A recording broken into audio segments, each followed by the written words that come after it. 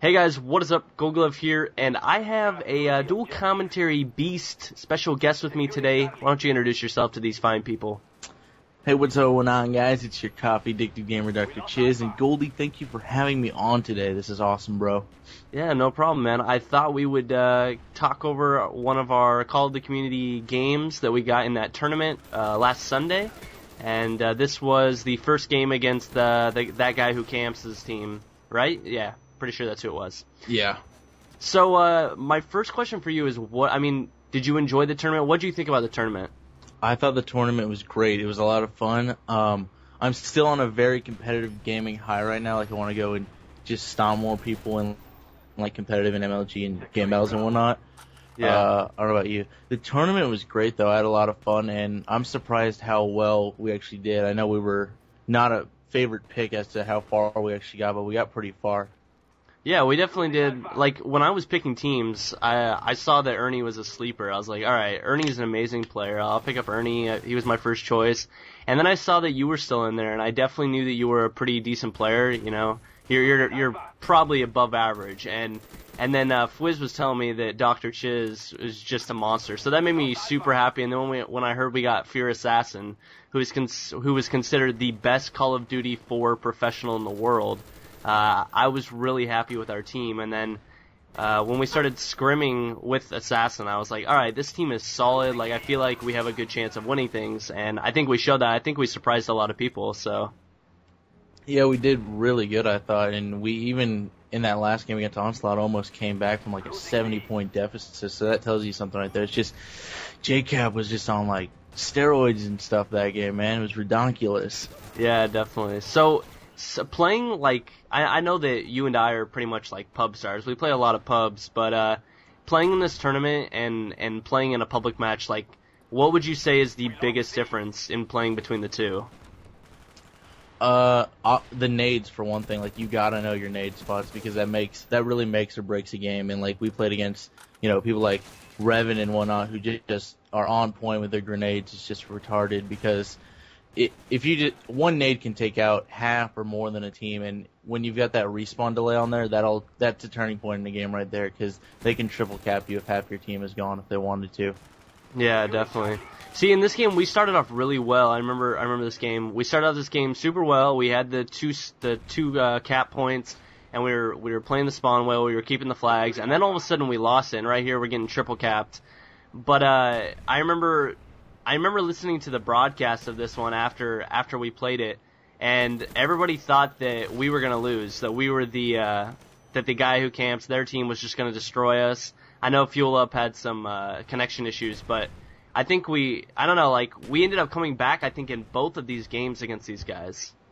Yeah, they were rough starts at the beginning, really close point differences, but then we ended up taking it at the end of each of these games, because, like you said, we were triple cap just a minute ago, and still right now we are 2-1 cap, so in a few minutes they'll end up taking the lead, but we ended up pushing them out, and I believe, winning the game by quite a good amount. Yeah, I think it's like 18 points at the end of one of the first game. And for those of you who do not know, we play each side, so there's actually 2 games on each map, and then they add the point total. I know I said that in my previous 2 videos, but just in case someone missed those, just so you guys aren't confused with how that works. But so I know that you were using the MP5. What made you decide to do that? Because I know that a lot of people kind of stay away from that gun, even in public matches, but you decided to roll with it in these competitive matches. Yeah, because for those that don't know, in the COC tournament, the FAMAS and Baby AK-74U were banned, which made it a lot more interesting in weapon choice. So more people were moving to the AUG, and I know that you're running the Galil, and I was going to use the Galil too, and so was Ernie, but just I was having issues with it because the recoil sometimes it would kick up on me, and I wanted to be like pinpoint. But the MP5 is a gun just recently, actually, I've been really comfortable with, and I was doing better long-range encounters and whatnot than I would with, like, say, the AUG or the Galil. I just did not want to use the AUG. It's just not a fan favorite of mine. But a more interesting gun choice is what Fear Assassin was rocking the whole tournament, which was the normal AK-47 with a red dot on it, which I don't know how anyone can use that, let alone a pro player. That thing is, like, so bouncy. Well, I like the AK-47, but I like the iron sights on it. I don't know how he was rocking a red dot, but he was just beasting with it. Yeah. I mean, every time I looked, he was getting double and triple sprays. He was just, he was taking out 2 or 3 guys at a time.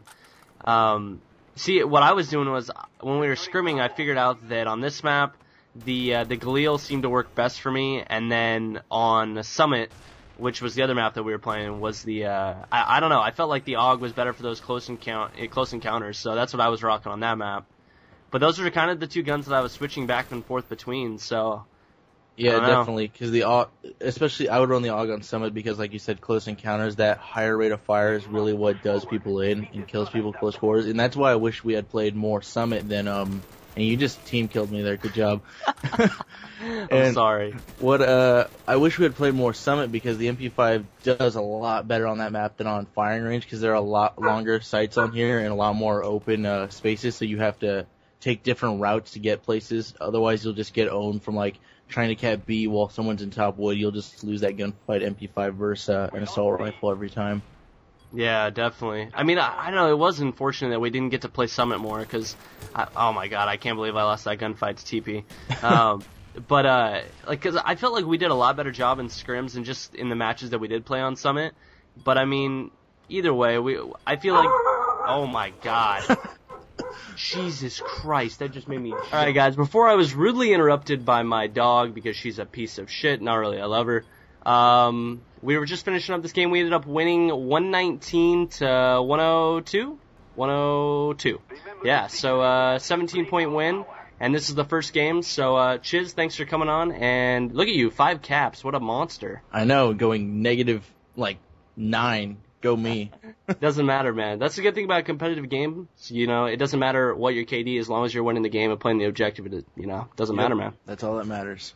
So, that was just game 1, of the second round of the, Call of the Community tournament, and, I had Chiz come on. I'm gonna have Ernest Lee come on for the next game, but, thanks for hanging out with me, man, and talking about this game, and I'll see you later.